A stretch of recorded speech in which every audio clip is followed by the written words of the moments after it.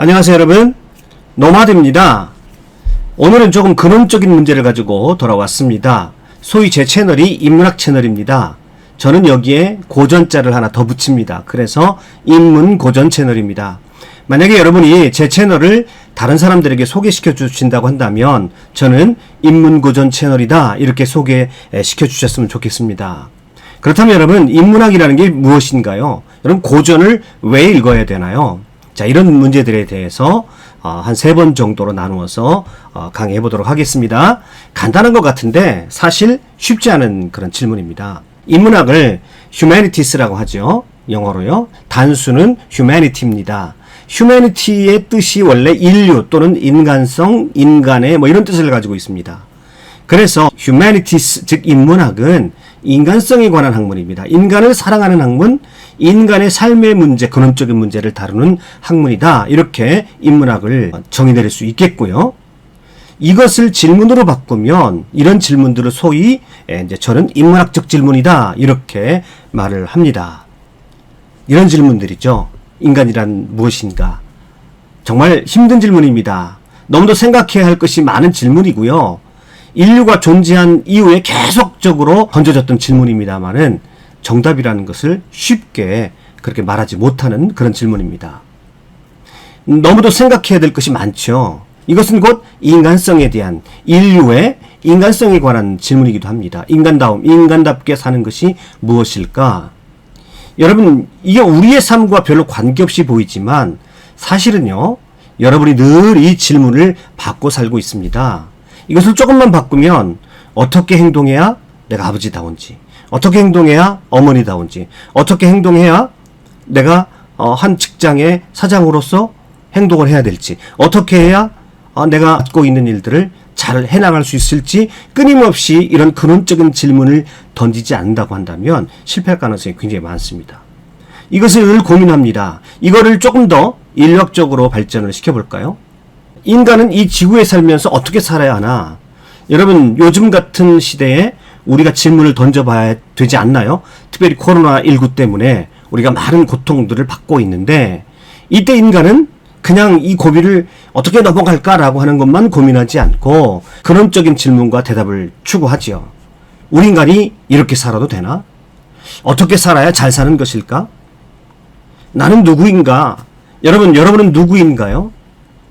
이 질문에 대해서 언뜻 보면 쉬워 보이지만 정답이 없어 보이기도 합니다. 대답하기가 참 쉽지 않아 보입니다. 그러나 여러분 주변 사람들이 이 질문들을 던지고 살아가느냐 아니면 그렇지 않느냐는 엄청난 차이를 드러내게 됩니다.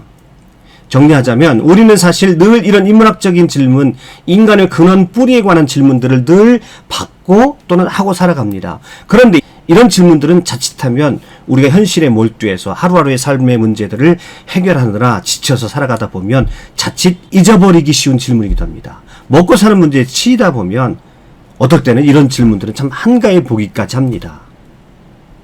자, 인문학이라는 것이 무엇인가요? 삶의 근원, 기초, 인간성 자체에 관한 질문에서 시작하는 학문입니다. 정리합니다. 인문학의 시작은 질문입니다. 어떤 질문을 던져야 하나요? 잘못 던지면 안 됩니다. 제대로 던져야 됩니다. 어떤 질문을 던져야 하냐면 조금 더 근원적이고 인간성에 뿌리를 둔, 인간의 뿌리에 대한, 인간의 근원에 대한 우리 삶의 가장 근원적인 질문들을 던져보는 것이 바로 인문학의 시작이라고 하는 것입니다.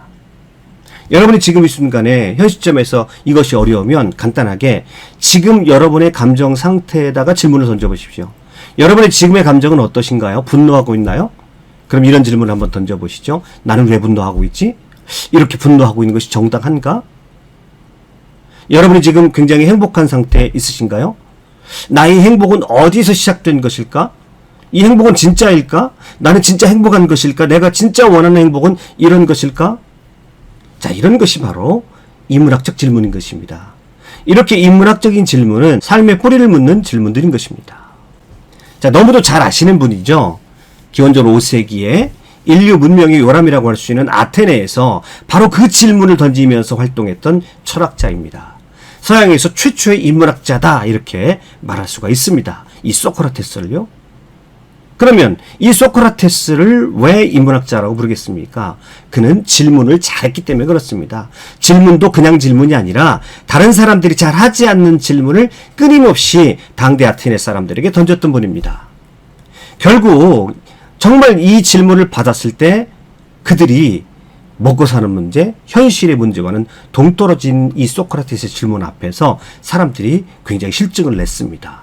귀찮게 자꾸 질문을 던지니까 사람들의 미움을 받았습니다. 결국 그 질문 때문에 죽임을 당한 사람이 바로 소크라테스인 것입니다. 소크라테스 변명이라는 책에 보면 그가 재판정에 서서 사람들에게 변론하는 내용 중에 이런 내용이 나옵니다. 사람들이 소크라테스에 대해서 온갖 좋지 않은 소리로 음해를 하는데 그것이 어디에서부터 시작되었는지를 설명하는 부분이 나옵니다. 내가 이런 평판을 얻게 된 것은 내가 어떤 지혜를 갖고 있기 때문입니다. 이렇게 말을 합니다. 어떤 지혜를 갖고 있기 때문에 내가 사람들로부터 안 좋은 평판을 받았고 끝내는 이렇게 법정에 서게 됐다. 이렇게 말을 하고 있는 것입니다.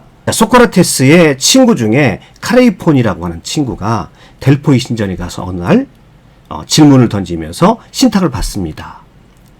묻습니다. 이 카레이폰이라는 사람이 소크라테스에 대해서 무녀에게 물어요. 소크라테스보다 더 지혜로운 사람이 있나요? 라고 델포이 신전에서 무녀에게 물어보니까 두 말도 하지 않고 그 무녀가 너 없습니다 라고 말하는 겁니다. 그럼 이 말이 뭔 말이 되는 겁니까? 소크라테스가 가장 지혜롭다 이런 얘기가 되겠죠. 자, 그런데 소크라테스가 이 소식을 받고 이해할 수가 없었습니다. 분명 자신에게는 내가 가장 지혜롭다고 생각할 만한 그런 지혜가 없는 것처럼 보이는데 신이 나에게 지혜롭다라고 말하니 그는 고민이 되었습니다. 어떻게 문제를 해결하면 좋을까 고민하다가 소크라테스는 당대에 제일 훌륭하다고 소위 지혜롭다고 생각하는 사람들을 찾아가서 그들이 정말 지혜로운지를 확인해 보기로 작정을 했습니다. 그래서 유명한 정치가를 찾아갔습니다. 소크라테스는 그때 정치가와 만났던 경험을 이렇게 얘기하고 있습니다. 나는 그와 대화를 시작하자마자 많은 사람들이 그를 현명하다고 생각하고 자기 자신도 스스로를 매우 현명하다고 생각하지만 사실 그는 현명하지 않다는 생각을 멈출 수가 없었습니다. 그래서 나는 그가 현명해 보일 뿐 사실은 현명하지 않다는 것을 그에게 설명하려고 노력했습니다. 그런데 그 결과 나는 미움을 샀고 그 자리에 내 말을 듣고 있던 사람들도 내게 적의를 갖게 되었습니다. 당신은 지금 지혜로운 것이 아닙니다. 소크라테스가 말하고 계속 그런 질문을 던지니까 그 사람들이 미워했다 이렇게 말하는 것이죠. 그는 이어서 시인도 찾아가고 그 당대 유명한 장인도 찾아갔습니다. 그러면서 내린 결론이 또 이렇습니다. 시인들에 대해서 이렇게 평가를 합니다. 지혜를 지녀서 시를 쓰는 것이 아니라 일종의 소질과 영감으로 시를 쓴다는 것을 알았습니다. 이렇게 말합니다. 자, 이 말은 뭡니까? 이 시인들, 정치가, 장인들, 당대를 대표하는 지성인들입니다. 그런데 그들은 그들 분야의 전문가일지는 모르지만 인문학적인 질문을 던지고 있지 못하다는 거 하는 것입니다. 인문학적 질문에 대해서 그들은 답을 하고 있지 못하다는 것입니다. 장인들도 마찬가지입니다. 훌륭한 기술자이므로 자신들이 모든 종류의 중대한 문제를 알고 있다고 생각했지만 사실은 그들은 모르고 있더라는 것이죠. 소크라테스는 이렇게 말합니다.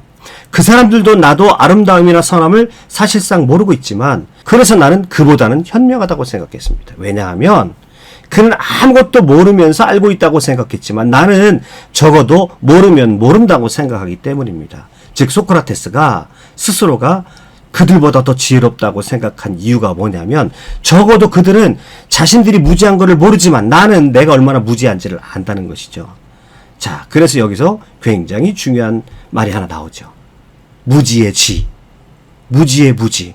적어도 소크라테스는 자기가 얼마나 무지하다는 것을 안다는 것이죠. 그런데 당대의 전문가들, 당대의 리더들은 자신들이 무지하면서도 그 무지한 것에 대해서 알지 못하다는 것입니다.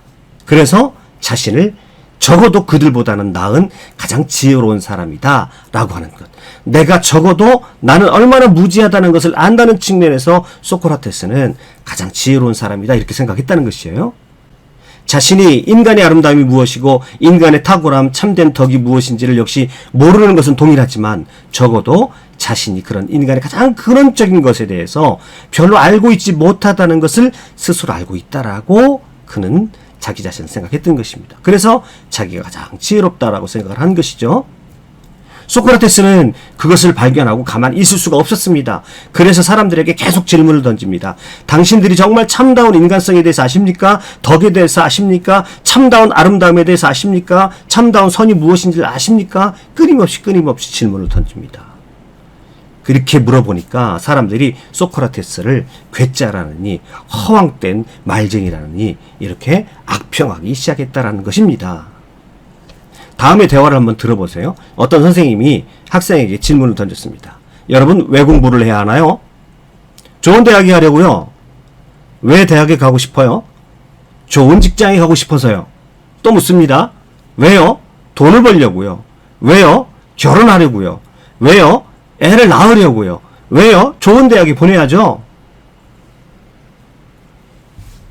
이 대화에서 학생들은 너무도 선명하게 똑똑한 대답을 합니다. 분명히 그들은 대답을 하고 있고 그들도 지혜롭다고 생각할 수도 있습니다. 지금 이 학생들에게서 사실은 무엇이 폭로되고 있냐면 무지가 폭로되고 있는 겁니다. 인생에서 진짜 알아야 될 것들에 대해서는 하나도 감각이 없는 것이죠.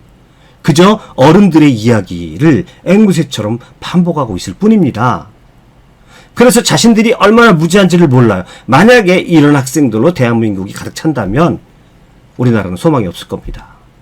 소크라테스의 심정이 바로 이런 학생들을 보는 마음이었을 것이라는 겁니다. 그래서 사람들이 자신들이 얼마나 삶에 대해서, 인생에 대해서, 인간다움에 대해서, 덕에 대해서 모르고 있다는 것을 그는 깨닫게 해주고 싶었던 것입니다. 그래서 그는 끊임없이 질문을 던집니다. 끊임없이 그들에게 찾아가서 참다운 인간성에 대해서, 참다운 인간에 대해서, 참다운 인간의 삶이 무엇인지, 덕이 뭔지, 아름다운 것이 무엇인지는 소크라테스가 계속 그 기원전 5세기 아테네 아고라 광장에서 질문을 던졌던 것입니다. 여러분, 인문학은요, 삶의 근원적인 것, 뿌리에 관한 질문을 던지는 겁니다. 여러분이 제대로 인문학을 하고 그래서 제대로 된 삶을 살고 싶다면 용감해지셔야 합니다. 용감하게 질문을 던져야 됩니다. 내 삶의 근원적인 것에 대해서 용감하게 질문을 던져야 합니다. 언제까지 질문해야 할까요? 느낌표가 올 때까지 질문을 해야 합니다. 용감하게 인문학적인 질문을 던지다 보면 어느새 여러분만의 느낌표가 생길 겁니다. 그때까지 여러분 용감하게 질문을 하는 것을 멈추지 마시기를 바랍니다. 그러면 비로소 여러분은 진정한 인문학의 길로 들어섰다라고 말할 수 있을 것입니다. 감사합니다, 여러분. 수고하셨습니다.